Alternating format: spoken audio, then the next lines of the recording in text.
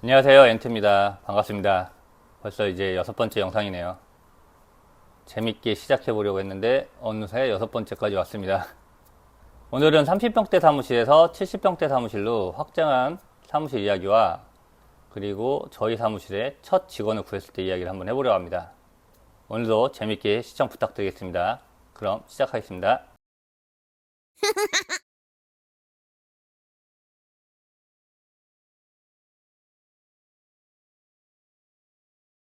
2022년 10월 1일 70평대 사무실로 이사를 했어요.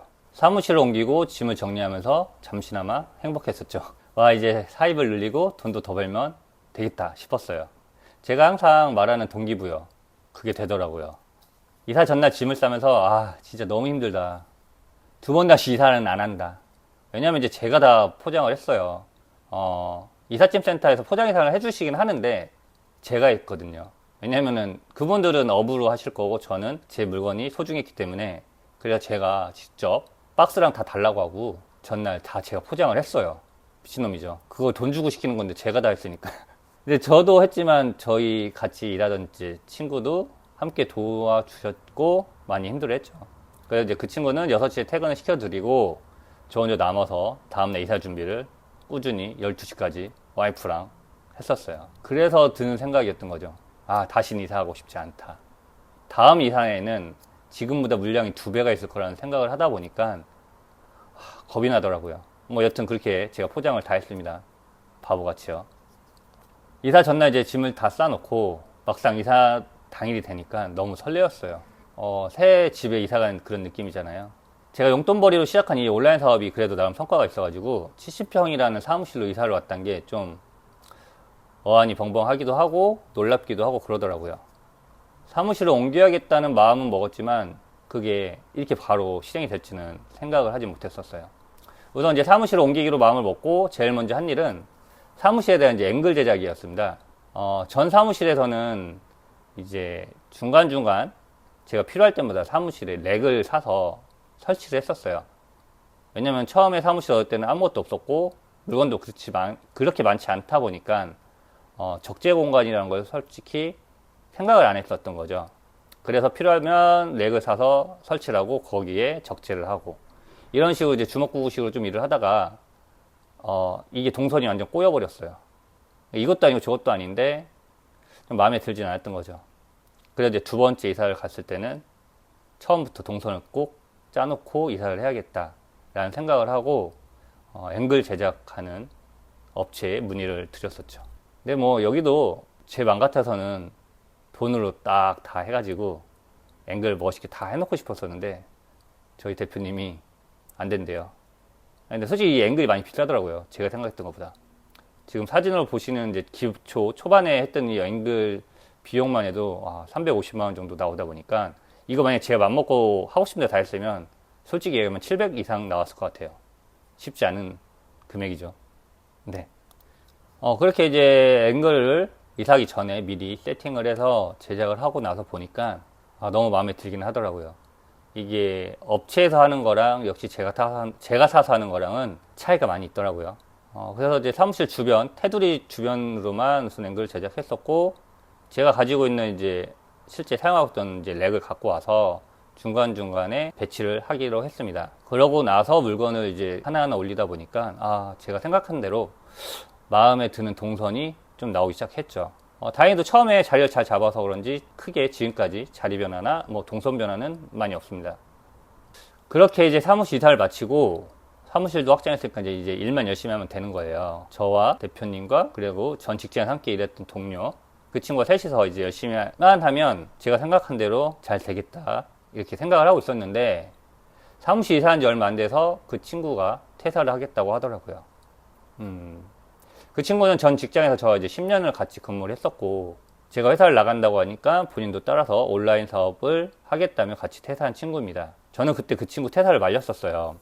왜냐면 저는 그래도 한 1년이라는 시간을 제 온라인 사업에 어느 정도 이제 실행을 했다고 보고 그거를 더 확장하기 위해서 이제 퇴사를 결정했던 거였고, 그 친구는 그런 게 없이 그냥 저 하나만 보고 제 밑에서 일을 배우겠다는 뭐 그런 생각으로 이제 같이 저를 따라서 나오겠다고 했던 부분이거든요. 이거는 이제 좀 다른 이야기죠. 제가 제 일을 하는 거와 그 친구를 이제 제가 함께 부양하면서 일을 한다는 거는 엄청 이제 틀린 이야기입니다. 그래서 그 친구를 말렸어요. 나는 나가서 내 사업을 할 건데 너는 왜 나오려 하냐. 우리가 함께 해왔던 일이랑은 완전 다른 거다. 저도 봉급을 받고 너도 봉급을 받고 대표가 있는 그런 회사에서 일하는 거와 내가 이제 주가 돼서 일하는 거랑은 많이 다를 것이다. 그래서 너를 함께 갈 수는 없겠다 라고 얘기는 했는데, 그래도 그 친구는 끝까지 따라오겠다고 했습니다. 그러면 저도 조건을 제시했죠. 어찌됐든 저는 온라인 사업을 해야 되고 너도 온라인 사업을 따라와서 하겠다면 어떻게든 제가 1년 반 동안 준비했던 거를 다는 못하겠지만 그래도 이 시장에 대해서 알아야 되니 스마트 스토어를 배워보라고 했습니다. 쉽게 너도 사업자를 내고 스마트 스토어를 개설을 하고 네 스토어에 상품을 등록을 해서 판매하는 경험을 한번 경험해 봐야 된다. 그렇게 해서 그 친구도 스토어를 개설했어요. 뭐 옆에서 제가 이제 알려준 게 있죠. 알려주고 스토어 개설하고 실제 판매도 됐었습니다. 근데 이제 많은 판매가 아니고요. 저는 이 온라인 판매에 대한 이제 기본 그런 룰을 좀 알려주고 싶은 거였기 때문에 많은 판매를 하기보다는 고객에 대한 이제 시스템에 대해서 좀 약간 알게 하는 방식이었죠. 그렇게 그 친구를 스마트 스토어로 강제 입문을 시켰습니다. 상품 등록하는 것까지 마스터 시키고 저와 함께 퇴사를 했던 거죠. 처음에 그 친구를 직원으로 쓰겠다고 했을 때 저희 대표님이 엄청 반대를 했어요. 진짜 개욕 먹었습니다. 지금도 생각나요. 그거는 항상 욕을 먹으니까요. 이제 왜 그런 이야기가 나오냐면 이제 사업이 앞으로 어떻게 될지도 모르잖아요. 그래서 저도 도전 아닌 도전을 하는데 혹을 하나 더 달고 간다고 하니까 와이프 입장에서는 라고 생각을 했던 것 같아요. 저도 지금 생각해보면 앞으로 어떻게 될지도 모르는데 혹을 하나 더 달고 일을 한다는 거는 욕을 많이 먹고, 그렇지만 저는 이제 스마트한 사람이니까 다 생각이 있었죠. 제 생각은 아니었고요. 저희 세무사님이 가끔씩 이제 좋은 정보를 주세요. 고용노동부에서나 정책사업 같은 게 있으면 이런 거 한번 보셔라. 세무사님이 많이 신경을 써주신 거죠.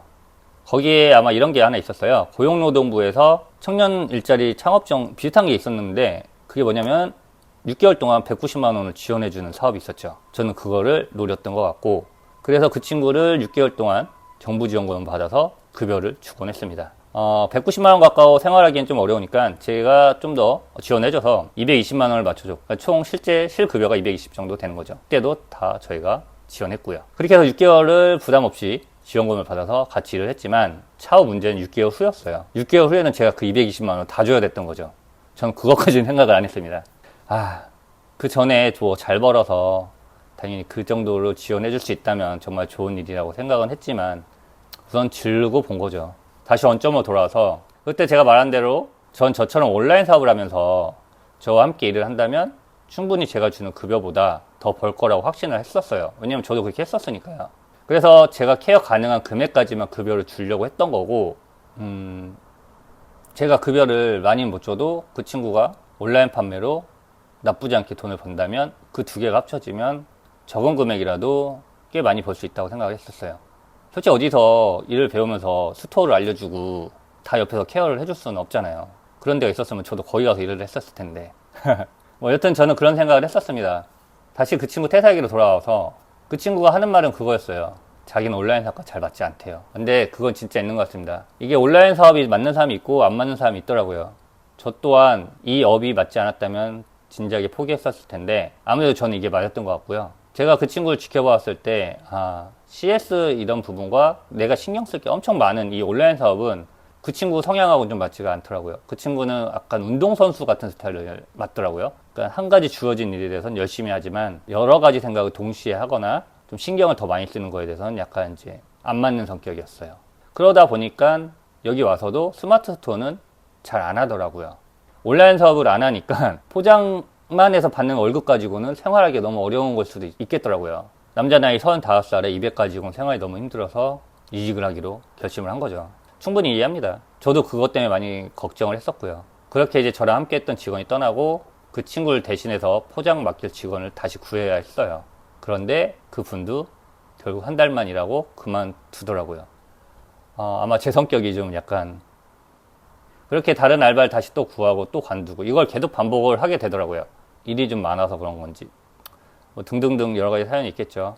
한 10월부터 2023년 2월, 지금 올해 2월까지는 아르바이트와 함께 계속 일을 했었죠. 제가 주로 포장을 하고 그 아르바이트생 분들이 옆에서 서포터하는 개념으로. 사업하시는 분들이 사람 구하는 게 제일 어렵다고 하잖아요. 그게 무슨 말인지 알 것 같더라고요. 세상에 쉬운 건 하나도 없습니다.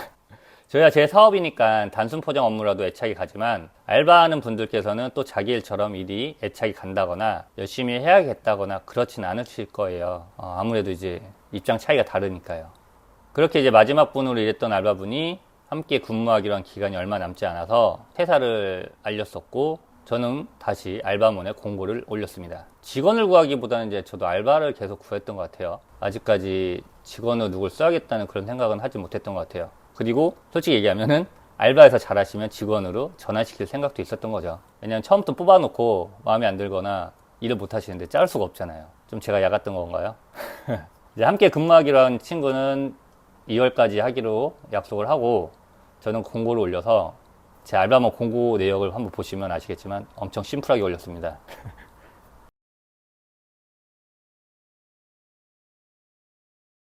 솔직히 뭐 알바를 구하는데 너무 많은 조건을 제시하기는 좀 그렇다고 생각이 들었어요. 이렇게 공고를 올렸는데 웬 능력자 분이 지원을 해주셨습니다. 진짜 능력자였어요. 알바몬의 이력서를 보고 제가 놀랐으니까요. 대부분 알바몬의 이력을 지원하시는 분들은 이제 저희 사무실 근처가 아파트 단지가 한 3-4개가 있어요. 그러다 보니까 좀 이제 주부들이 좀 많이 지원하셨고요. 50대 분들도 많이 지원하셨고요. 단순 포장이니까 뭐 다 지원해서 할 수는 있었으니까요. 그렇지만 이제 저는 이 포장 일이 끝이 아니라 저희 사무실에 짐이 오면 그 짐을 날라야 하거든요. 그러니까 이런저런 걱정이 많다 보니까 사람 구하는데 자꾸 이제 뭐 제약이 걸리는 거예요. 남자를 구하자니 이 금액 갖고 남자는 일을 오래 안 할 것 같고, 여성분을 구하자니 이 무거운 짐을 제가 다 날려야 될 것 같고, 그러니까 이런 게 자꾸 이제 고민이 돼서 어찌됐든 뭐 알바를 계속 구하긴 했었어요, 그렇게. 근데 요번에 알바 지원하신 분은 그런 부분과 별개로 능력이 엄청 많았던 거죠. 근데 이분은 이제 능력이 어떤 게 있나 봤더니 웹 디자인 능력을 가지고 계시더라고요. 그 서울에서 온라인 쇼핑몰 관련해서 일을 했었고요. 그러니까 경력자예요. 웹 디자인 경력자. 근데 그분이 갑자기 단순 포장 알바를 지원을 하신 거예요. 웬 떡이냐 이게. 그런 생각이 드는 거죠. 이분은 무조건 잡아야겠다 이런 생각이 좀 많이 들었어요. 우선은 제가 먼저 연락을 했죠. 지원서를 받고, 이렇게 경력을 가지신 분이 왜 우리 사무실에 지원을 했을까? 머리로는 그 생각을 했지만 손은 벌써 폰으로 가 있었어요. 폰으로 막 계속 이제 문자를 먼저 보냅니다, 제가. 전화하기는 좀 그러니까요. 왜냐면 이게 조심스럽게 접근을 하는 거예요. 전화를 해서 날아가면 안 될 것 같아서 빨리 연락을 해야 된다는 생각으로 문자를 보냈습니다. 안녕하세요. 알바본에서 입사 지원하신 걸 보고 연락드렸습니다. 문자를 보냈죠. 혹시 알바를 희망하시는 걸까요? 아니, 당연히 알바를 희망했으니까 알바본에 지원했겠죠. 참 질문 자체가 오류네요. 근데 답장이 바로 왔어요. 안녕하세요. 알바본 공고를 보고 입사 지원했습니다. 알바 말고 다른 직무가 있는 건가요? 전 당황했어요. 여기서 만약에 말을 잘못했을 때 안 한다고 할 것 같아가지고 뭐라 해야 할까 고민하다가 그러다 바로 태세 전환을 했습니다. 저희는 정규직 채용을 하고 있는데 혹시나 해서 여쭤봤습니다. 이렇게 물어봤고요. 그 답장이 다시 왔어요. 위 공고를 보고 지원했습니다. 알바만 희망하는 건 아니지만 이런 식으로 답장이 오더라고요. 저는 희망이 보였어요. 우선은 알바만이 아니라는 이 이야기에 다른 업무 시켜도 하실 수가 있을 수도 있겠다 라는 생각으로 바로 면접을 가능하냐고 물어봤죠. 그렇게 짧게 오고 간 대화 속에 2월 8일 수요일날 면접을 보게 되었습니다. 그러니까 참 재밌는 게 진짜 열심히 하다 보면 운 좋게도 이제 이렇게 능력 좋으신 분들이 간혹 오게 됩니다. 근데 그런 걸 놓치면 안 된다고 예전부터 많이 들었어요. 이 사업이란 게 혼자 잘해서는 절대 안 되더라고요. 혼자 잘하는 거는 한계가 있더라고요. 이런 능력자들이 주변에 나타나면 꼭 채용을 해서 제 주변에 같이 둬야지 제 사업이 더 클 수 있더라고요. 뭐 유비가 혼자 잘해서 삼국지를 뭐 그렇게 하진 않았을 거 아니에요. 장비, 관우, 조자룡. 하여튼 그렇습니다. 이 능력자분은 무조건 채용을 해야겠다는 저의 생각이 있었기 때문에 이분의 면접을 보면서 재미나게 또 진행을 하게 됐죠.